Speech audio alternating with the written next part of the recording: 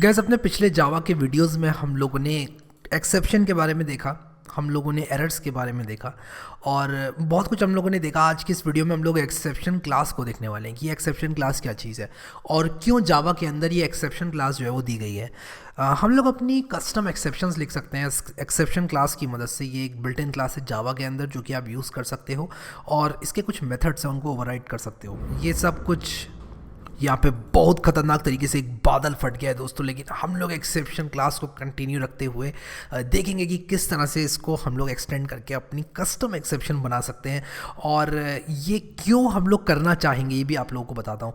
तो video number है 82, ठीक है, ये हमारा वीडियो नंबर 83 है। In fact I forgot to add video number 82 to the playlist. मैं उसको ऐड कर दूंगा प्लेलिस्ट में, बट उससे भी पहले मैं यहाँ पर 83 नाम से एक फ़ाइल बनाऊँगा, न्यू जावा क्लास CWH_83 और अंडरस्कोर एक्सेप्शन क्लास डॉट जावा, ठीक है। सो यहाँ पर मैंने एक नई फाइल बना ली है। इसमें एक मेन मेथड बनाना तो बनता है क्योंकि यार मेन मेथड के बिना क्या है, आजकल कुछ भी नहीं है, ठीक है। सो हम क्या करेंगे कि एक्सेप्शन क्लास जो है उसको एक्सटेंड करेंगे, यानी कि मैं यहाँ पर बनाने वाला हूँ एक क्लास माई एक्सेप्शन। और रुको यार, सब कुछ बताऊंगा कि क्यों बना रहे हैं, कैसे बना रहे हैं, क्या बना रहे हैं। एक्सटेंड्स और एक्सेप्शन, ठीक है, java.lang के अंदर एक्सेप्शन है। अब यहाँ पर मैं क्या करूँगा कि आप लोगों को समझाऊंगा कि ये हमने क्यों बनाई और इसका क्या महत्व है। उसके लिए आते हैं नोट्स में जल्दी से, और यहाँ पर मैंने लिखा है we can write our own custom exceptions using exception class in Java, यानी कि एक्सेप्शन एक क्लास हमको मिलती है जावा के अंदर, java.lang के अंदर, और उसको हम लोग एक्सटेंड करके अपनी कस्टम एक्सेप्शंस बना सकते हैं और अपनी कस्टम एक्सेप्शन को हम लोग थ्रो कर सकते हैं। और उसके लिए इस्तेमाल में आता है थ्रो कीवर्ड, वो मैं आप लोगों को बताऊँगा आगे। बट अभी हम लोग यहाँ पर एक्सेप्शन क्लास के कुछ खास मेथड्स के बारे में बात कर लेते हैं। तो देखो यहाँ पर एक मेथड है इसका toString, ये एग्जीक्यूट किया जाता है जब आप इस एक्सेप्शन को प्रिंट करते हैं तब, यानी कि system.out.println करते हैं तब, ठीक है। मैं एक काम करता हूँ, मैं इस मेथड को मैं यहाँ पर लिख देता हूँ void नहीं, पब्लिक स्ट्रिंग toString, और मैं यहाँ पर क्या करूँगा, मैं रिटर्न यहाँ पर करूँगा कि I am toString, ठीक है। मैं कुछ इस तरह से रिटर्न करूँगा, मैं लिखूँगा यहाँ पर super.toString plus I am toString, ठीक है। मैं कुछ इस तरह से रिटर्न कर रहा हूँ, ठीक है। अब यहाँ पर क्या दिक्कत आ रही है, उप्स, मैंने डबल कोट यूज़ करने चाहिए थे, ठीक है, सही कर दिया इसको मैंने। अब मैं एक और मेथड को ओवरराइड करूँगा जिसका नाम क्या है, जिसका नाम है गेट मैसेज। अभी मैं आपको गेट मैसेज जो मेरा ये मेथड है इसको मैं ओवरराइड करके दिखाऊंगा, super.get मैसेज, और मैं यहाँ पर लिखूँगा I am get मैसेज, ठीक है। सेव किया मैंने और सिर्फ इतना ही करता हूँ और मैं आप लोगों को यहाँ पर दिखाता हूँ। मैं सिंपली क्या करूँगा, अपने प्रोग्राम में लिखूँगा int a = 8, ठीक है, और मैं लिखूँगा if a is less than let us से 99, अगर ये 99 से छोटा होता है फॉर एनी रीज़न, आप क्या करो, आप एक एक्सेप्शन थ्रो कर दो।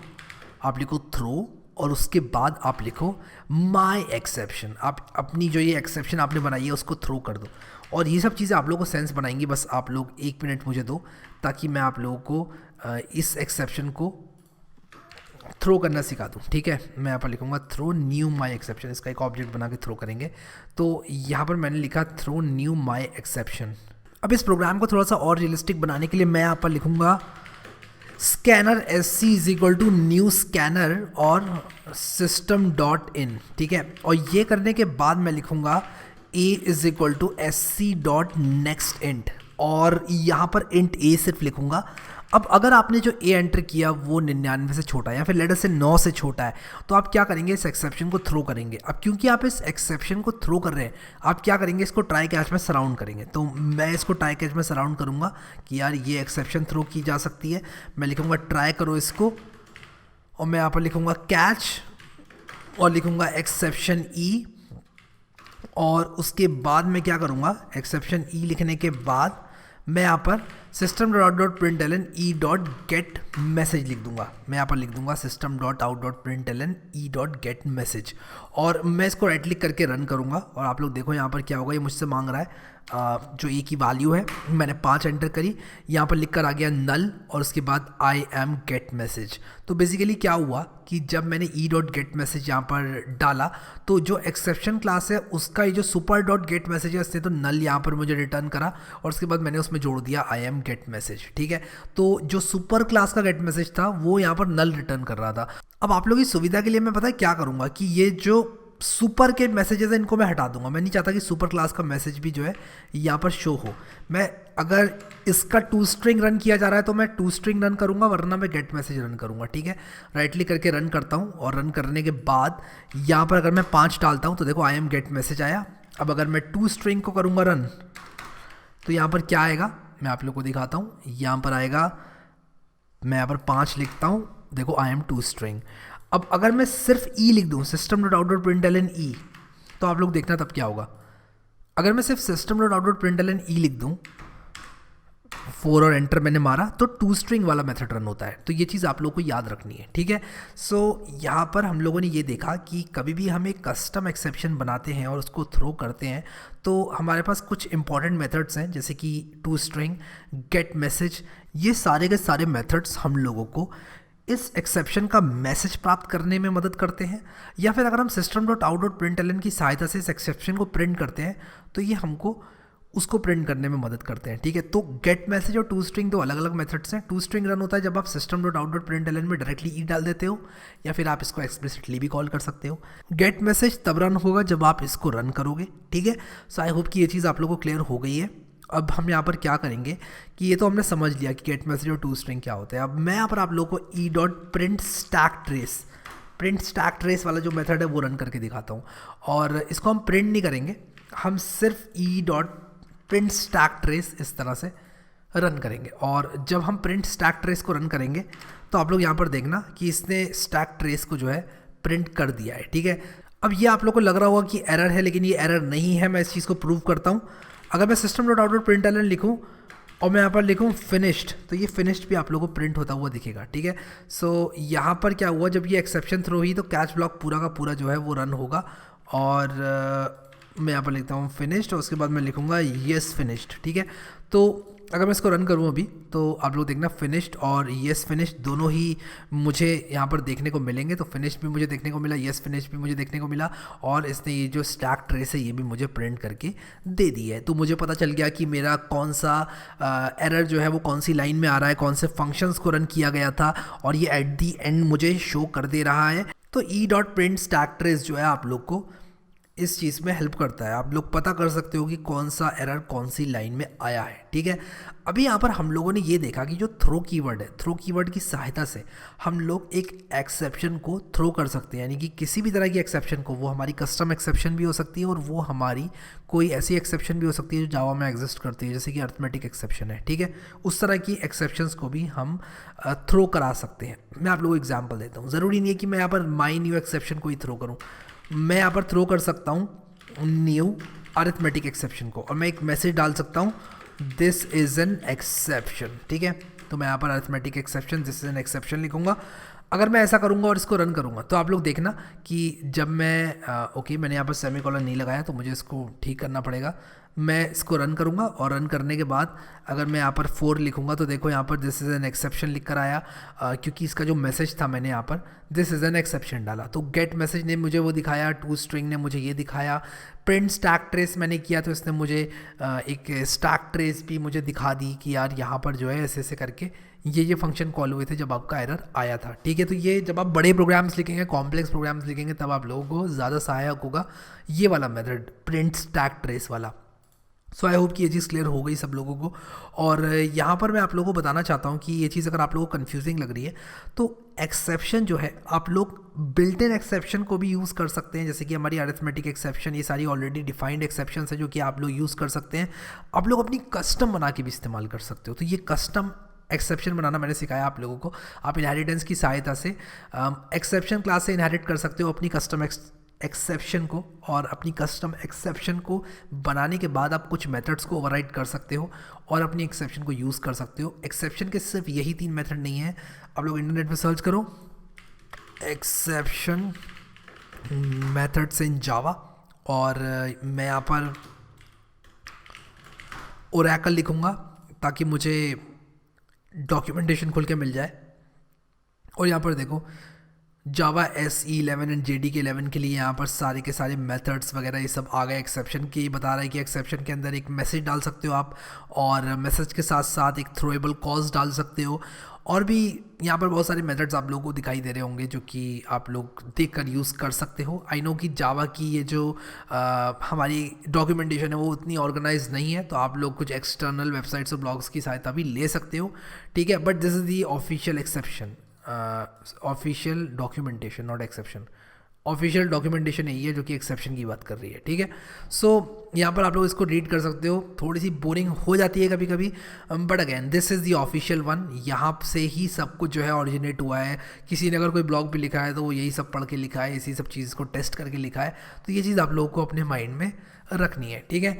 तो बेसिकली एक बार हमारे पास अपनी एक्सेप्शन बन जाती है तो हम उसको थ्रो कर सकते हैं। हम अपने लॉजिक में लिख सकते हैं कि अगर ऐसा ऐसा हो जाए, यानी कि अगर यूज़र ने कोई गलती कर दी तो आप एक एक्सेप्शन को खुद से थ्रो कर सकते हो। आप वहाँ पर बोल सकते हो कि नहीं, यहाँ पर एक एरर आ चुका है और आप यहाँ पर कंटिन्यू नहीं कर सकते। फॉर एग्जाम्पल, अगर मान लो कि किसी ने एक स्क्वायर बनाना है, ठीक है, आपका प्रोग्राम जो है वो स्क्वायर बना रहा है या फिर रेक्टेंगल बना रहा है, और किसी ने नेगेटिव डायमेंशन एंटर कर दी, तो आप एक कस्टम एक्सेप्शन बना सकते हो वहाँ पर, नेगेटिव डायमेंशन एक्सेप्शन, और आप उसको थ्रो कर सकते हो। और थ्रो करने के बाद आप उसको वहाँ पर रोक सकते हो, कह सकते हो कि यार देखो, ज़ीरो नहीं हो सकती डायमेंशन, नेगेटिव भी नहीं हो सकती, इसका कोई मतलब नहीं है, नेगेटिव डायमेंशन का कोई मतलब नहीं है। तो एक नेगेटिव डायमेंशन एक्सेप्शन आप लोग बना सकते हो और शो कर सकते हो, उसको थ्रो कर सकते हो थ्रो कीवर्ड की सहायता से, और अपने इन मेथड्स को अकॉर्डिंगली ओवरराइड करके आपके मैसेजेस वगैरह डिस्प्ले हो जाएंगे। तो आप अपनी कस्टम एक्सेप्शन यहाँ पर जावा में बना सकते हो और थ्रो कीवर्ड की सहायता से उसको वहाँ पर थ्रो कर सकते हो जहाँ पर आपको लगता है कि प्रोग्राम का कोई मतलब नहीं रह गया। क्योंकि अगर आप मान लो कि आप एक रेक्टेंगल बना रहे हो अपने प्रोग्राम में और उसको एक्सक्लूड करके